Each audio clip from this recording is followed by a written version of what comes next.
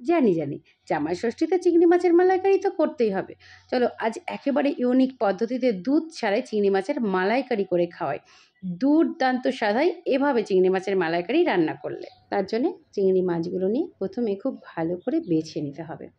এখানে এইভাবে কেটে মাথা থেকে বেশ কিছুটা বাদ দিয়ে মাথার ওপরে অংশ একটা কালো অংশ থাকে, এটাকে অবশ্যই বার করে ফেলে দিতে হবে।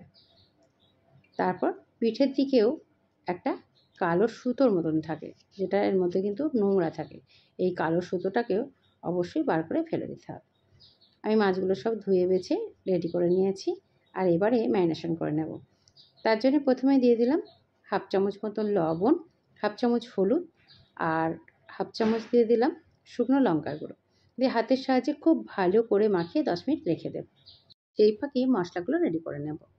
একটা মিক্সিং জারে নিয়ে নিলাম দুটো কাঁচা লঙ্কা, 1 ইঞ্চি পরিমাণ আদা কুচো করে নিয়েছি, 10 থেকে 12টা নিয়েছি রসুনের কোয়া, দুটো মিডিয়াম সাইজের পেঁয়াজকে নিয়ে পেস্ট করে নিয়েছি। নিয়ে একটা পাত্রে আমি নিয়ে নিলাম। ওই মিক্সিং জারেই দেবো হাফ চামচ পরিমাণ কালো সরিষা, 1 চামচ পরিমাণ পোস্ত, আর 8 থেকে 10টা দেবো কাজু। সঙ্গে 2 টেবিল চামচ পরিমাণ টক দই দিয়ে খুব ভালো করে পেস্ট করে নিতে হবে। কড়াইতে সরিষার তেল ভালো মতন করে গরম করে নিতে হবে। তেল গরম হয়ে গেলে মাছগুলোকে একটা একটা করে দিয়ে কয়েক সেকেন্ড করে ভাজতে হবে। মাছগুলো খুব বেশি ভাজা যাবে না।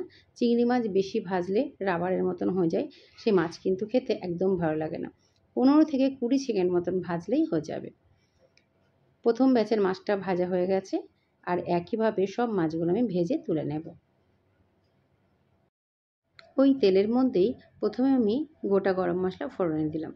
তবে এর সঙ্গে 1 চামচ ঘি আগেই মিশিয়ে নিয়ে তারপরে গরম মশলাটা ফোড়নে দিলে এর স্বাদটা কিন্তু আরেকটু ভালো আসে, যেটা আমি ভুলে গেছিলাম।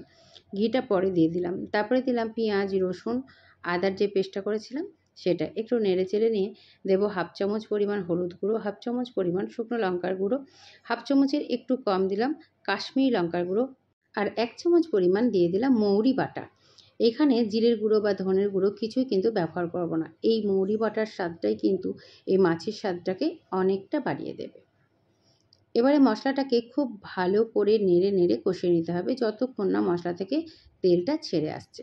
মশলা থেকে যখন এরকম তেল ছেড়ে আসবে তখন দিয়ে দেব পোস্ত আর কাজুর সাথে দই দিয়ে যেটা বেটে রেখেছিলাম সেটা। দিয়ে আবারও বেশ কিছুক্ষণ নেড়ে নেড়ে এভাবে কষাতে হবে। কষানোটা খুব ভালো মতন হয়ে গেলে, মানে আবার যখন এরকম তেলটা ছেড়ে আসবে, তখন দিয়ে দেব পরিমাণ মতন গরম জল। এখানে অবশ্যই গরম জলটা ব্যবহার করতে হবে। আর জলের পরিমাণটা আপনারা যতটা ঝোল রাখতে চান সেই পরিমাণে ব্যবহার করবেন। দিয়ে দিলাম 1 চামচ পরিমাণ লবণ।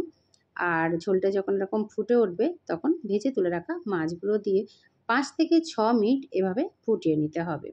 ঝোলটা 5 মিনিট মতন ফুটে গেছে। এবারে গ্যাসের ফ্লেমটা একেবারে কমিয়ে দিয়ে দিয়ে দিলাম 1 চামচ পরিমাণ গরম মশলার বাটা, আর দেব 1 চামচ পরিমাণ দুধের সর। তবে দুধের সরের পরিবর্তে আপনি 1 চামচ পরিমাণ ফ্রেশ ক্রিম ব্যবহার করতে পারেন। তারপরে আরও 1 মিনিট ফুটিয়ে নিলেই মাছটা কিন্তু রেডি হয়ে যাবে। আজকের রেসিপিটা আপনার কাছে কেমন লাগলো তা কমেন্ট করে অবশ্যই আমাকে জানাবেন। ভালো লাগলে লাইক আর শেয়ার করতে ভুলবেন না। আর যদি রেসিপিগুলো ফেসবুক থেকে দেখেন অবশ্যই ফেসবুক পেজ ফলো করে সঙ্গে থাকবেন। ভালো থাকবেন, সুস্থ থাকবেন। ধন্যবাদ।